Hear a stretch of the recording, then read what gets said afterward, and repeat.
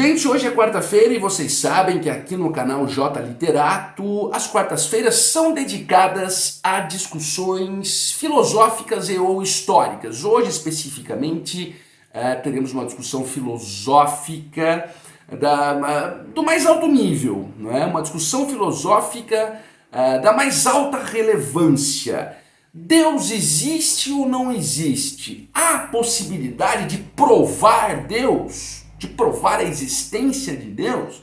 Bom, esse é um tema muito recorrente, muito frequente, e sobre ele nós vamos discutir neste vídeo. Tenho certeza que você pode se surpreender com o que eu vou apresentar aqui para vocês. Gente, não custa sempre lembrarmos aqui o nosso organograma, não é? Quer dizer, a programação fixa do canal. Bom, nós publicamos aqui vídeos, conteúdos, todas as segundas, quartas e sextas, tá? Segundas-feiras são dedicadas à literatura, resenhas de obras, análises, sugestões literárias, etc. As quartas-feiras, como vocês bem sabem, como hoje, não é? Temas filosóficos e ou históricos. E às sextas-feiras nós temos temáticas livres. Podemos falar de tudo, desde política até conjuntura social, etc. Tá? Sempre a partir das 14 horas, às 2 horas da tarde. Beleza, gente? Bom, só mais uma coisinha. Bom, pedir a você ainda que não é inscrito no canal, peço a sua inscrição é fundamental aqui para a continuidade dos nossos trabalhos, né? Peço que vocês curtam o vídeo, dêem o seu like, é importantíssimo. Compartilhem também com seus amigos, com as pessoas que vocês realmente acham que podem aí se interessar pelo conteúdo. E não esqueçam de ativar a sinetinha, o sininho das notificações, para que vocês não percam nada aqui de nossos conteúdos. Tá bom, gente? Claro, e a vocês que já são inscritos e acompanham aqui o nosso canal, nunca posso me esquecer de agradecê-los. Muito obrigado mesmo pelo seu prestígio, tá bom? Gente, Deus existe ou não existe? Há possibilidade de provar Deus? Bom, primeiro, gente, nós temos que... primeiro eu preciso fazer um esclarecimento, né? Ou fazer uma observação que é muito importante nessa temática. Tá? Há um erro profundo, não é? Um erro abissal, um erro perigoso, não é? Que é um erro que, digamos, está incrustado na humanidade. Né? A maioria comete esse erro, né? E quem realmente se aprofunda nos estudos teológicos e científicos tal, realmente não concebem esse erro. É um erro que não pode acontecer, embora aconteça muito. Que é justamente, gente, nós trazermos a questão de Deus, a questão da divindade, questões teológicas, para uma esfera científica concreta. Tá? Eu explico melhor. Não há possibilidade, não é, de provar a existência de Deus, sequer de discutir os meandros da fé, etc. e tal, no arcabouço da ciência concreta. O método científico, tal como conhecemos hoje, né, ele não comporta análises metafísicas. Deus é metafísica. Né? Então veja, um erro muito, portanto, frequente, como eu disse, especialmente por parte de muitos cristãos, é querer de alguma forma utilizar-se da ciência concreta, do método científico, que é um método experimental, né, que é um método concreto de análise, é querer usar este método para demonstrar a existência de Deus. Isso é impossível, isso é inviável, né? E, quer dizer, trata-se de um erro de objeto, trata-se de um erro de ferramenta, de instrumento, ou instrumento para altercar-se sobre a existência ou não de Deus, não pode ser a ciência concreta. São coisas incompatíveis, né, sob o aspecto de discussão e análise. O arcabouço correto para debater-se questões deste cunho, como é o caso do vídeo, questão da existência ou não de Deus, é um arcabouço metafísico. Né? E agora eu já vou emendar um outro erro também, esse erro também muito grave, também muito sério, que é o desprezo, né, que hoje se tem por parte de muita gente, à própria metafísica. Isso é um erro terrível, né? É um erro que pode chegar a ser risível. Gente, o que é metafísica? É claro que o vídeo hoje não é destinado a falarmos de metafísica propriamente dita, tá? Mas é claro que cabe aqui uma breve análise. Gente, metafísica é tudo aquilo que está para além da natureza, né? Que está para além da physis do grego a natureza, né? Então você encontra elementos metafísicos em tudo, né? Por exemplo, vou te dizer, de onde vem o amor? De onde vem o sentimento do amor? Ou do ódio, ou da raiva, ou do desprezo? De onde vem o desejo? Vocês conseguem compreender um pouco do que eu estou dizendo? Tudo aquilo que a própria ciência concreta é incapaz de discutir em sua metodologia é metafísico. É aquilo que transcende a própria natureza.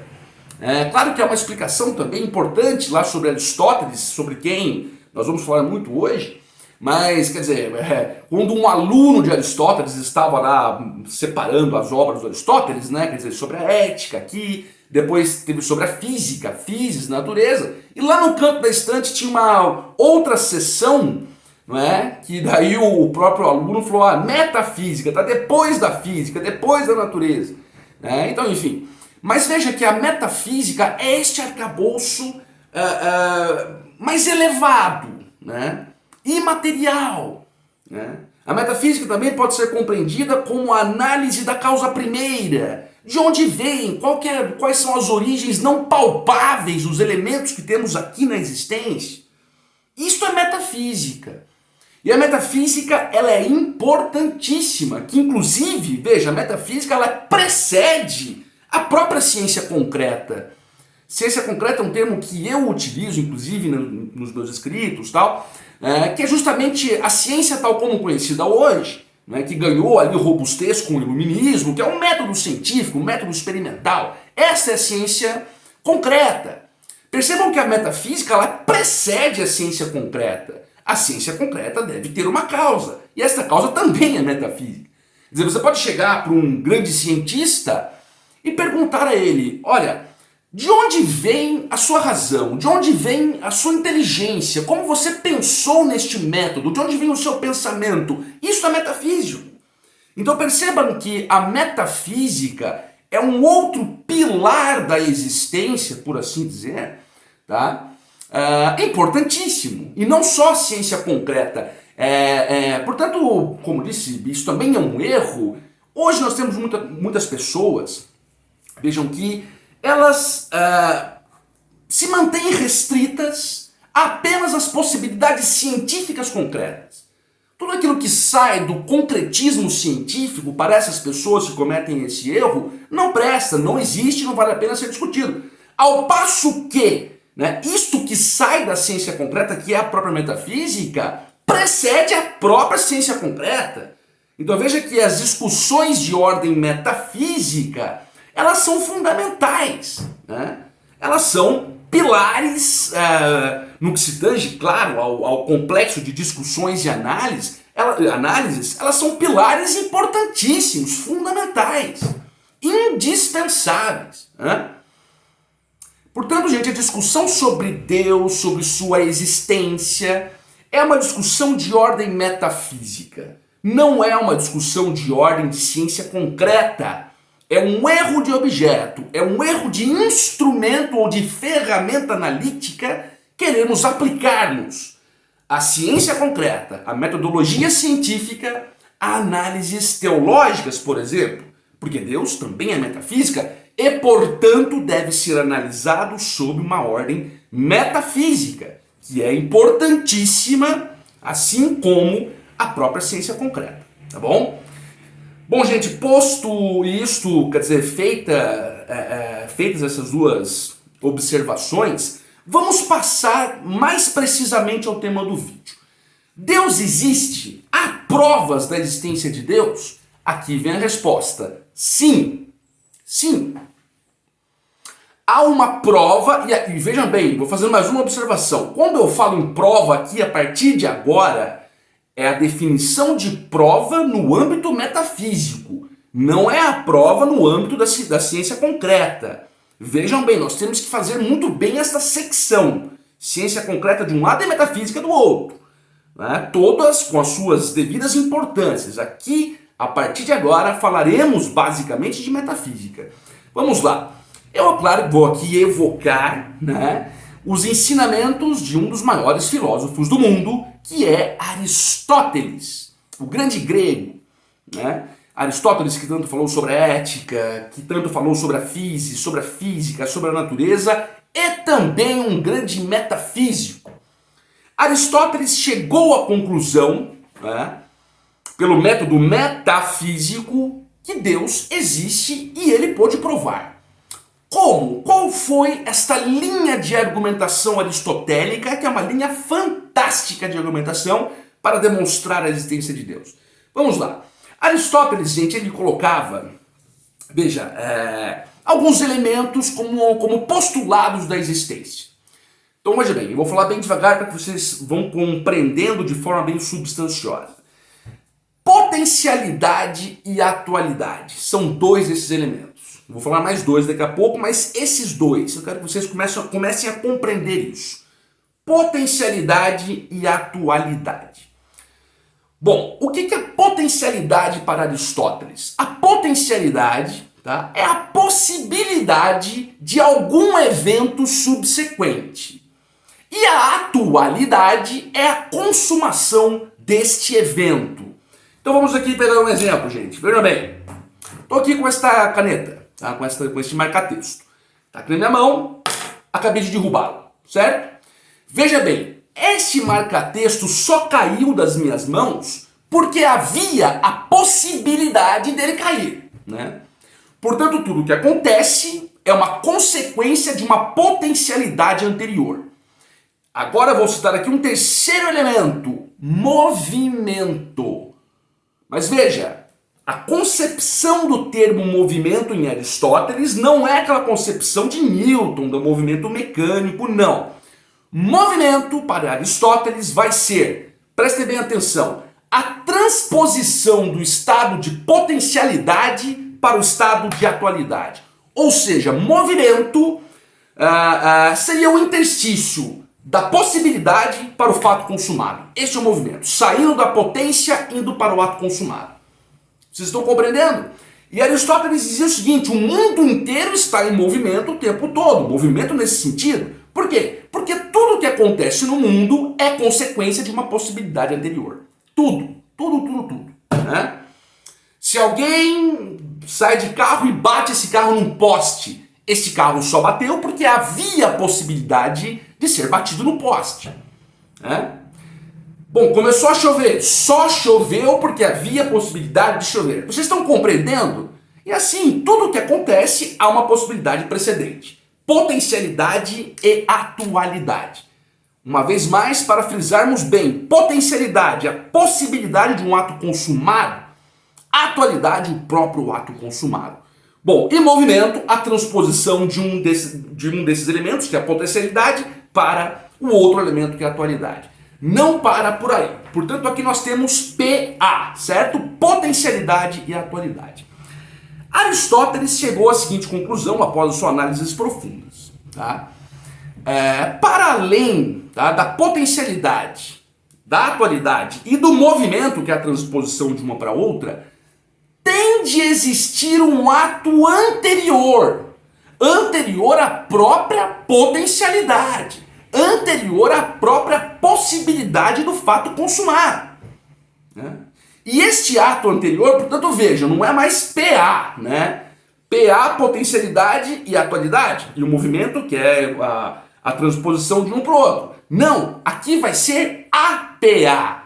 Por quê? Um ato que gera uma potencialidade e essa potencialidade gera uma atualidade. APA. Portanto, antes de qualquer possibilidade, deve haver um ato. Portanto, um ato precedente à possibilidade que o gera. Né? Para Aristóteles, isso é um postulado indiscutível. Aí você pode dizer, mas o acaso? Aconteceu do acaso. O acaso também é uma possibilidade? Quer dizer, se uma coisa eu digo que veio do acaso, portanto ela só aconteceu porque havia uma possibilidade que é o acaso em si. Vocês estão compreendendo o meu raciocínio? Ou melhor dizendo, o meu raciocínio acerca do raciocínio de Aristóteles. Portanto, um ato precedente à potencialidade deve existir. Vamos lá, informações importantes. Este ato precedente à possibilidade, ele tem algumas características. Primeira, veja, ele não pode ser material. Por quê? Porque ele vai gerar a possibilidade do material. Então não pode, ele de per si não pode ser material, né? Segundo, ele não pode ser temporal, né? Ele não pode ser medido por tempo, porque ele vai criar a possibilidade do próprio tempo, ou a potencialidade do próprio tempo. Terceiro, ele não pode ser espacial. Quer dizer, você não pode mensurar este ato precedente, ou seja, que precede a própria potencialidade, com aspectos de espaço, porque ele também vai gerar a potencialidade do espaço. Vocês estão percebendo? E agora vamos lá. Aristóteles então chega à conclusão que este ato precedente, né, que precede a potencialidade, só pode ser Deus, porque a definição ideal de Deus é isso. É aquele que não foi criado, aquele que é imaterial, aquele que é temporal, não é? Aquele que não pode ser mensurado por aspectos espaciais. E aqui está, portanto, a prova metafísica de Aristóteles da existência de Deus, que vai ser este ato precedente àqueles outros postulados, potencialidade e atualidade. Cabe dizer também do movimento, né? Quer dizer, esse ato precedente, além de não poder ser, digamos, discutido sobre o aspecto material, temporal, espacial, também não pode estar em movimento, porque ele vai gerar também o próprio ato potencial do movimento, que vai ser a transposição dessa potência para o ato consumado. Vocês estão compreendendo qual que é a linha aristotélica e que eu acho fascinante, né? Gente, cabe dizer que estas questões, grandes homens, grandes figuras da ciência concreta, digamos, a apreciam, né? De certa forma, que concordam com Aristóteles. É por isso que, veja, quando uma pessoa ela acaba desprezando, menosprezando, menoscabando alguém que, por exemplo, crê em Deus, na realidade, né, quem é mais digna de ser, digamos, caçoada, quem é mais digna de sofrer chacotas é a própria pessoa que assim pensa, né? Porque você descartar a metafísica é você tirar o próprio fulcro da existência, que é a metafísica, que jamais, obviamente, que não pode ser materializada porque ela é imaterial.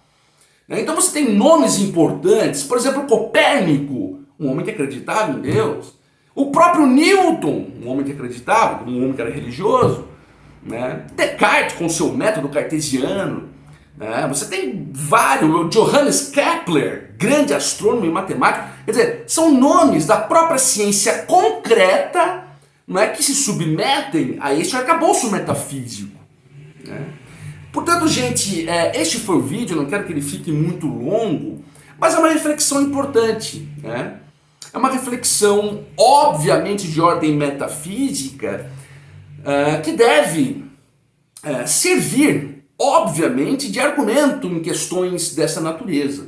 E que fique bem claro, sobre a ciência concreta, eu sou um grande entusiasta da ciência concreta. Eu acho que não tem como não ser, né? Quer dizer, tudo que nós temos, veja, nós passamos por uma pandemia, terrível, uma coisa absurda. Se não fosse, obviamente, pelas fráguas da ciência concreta, todo mundo teria morrido. Quer dizer, a coruscância, o brilho, a riqueza da ciência concreta é incontestável, nós não podemos viver sem ela, não é verdade? O que eu quero colocar aqui é que há digamos, um arcabouço precedente que é a própria metafísica, de onde também se deriva a ciência concreta. É disso que eu estou dizendo.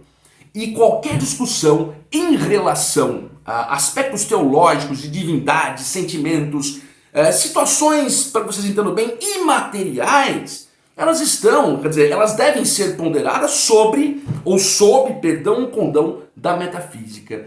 Gente, este foi o vídeo, espero que vocês tenham gostado, espero que eles tenha sido útil, né, este conteúdo. Não se esqueçam aí de se inscrever no canal, de dar o joinha, compartilharem, ativar também a sinetinha das notificações. E até sexta-feira com matemática livre. Vocês vão gostar. Valeu!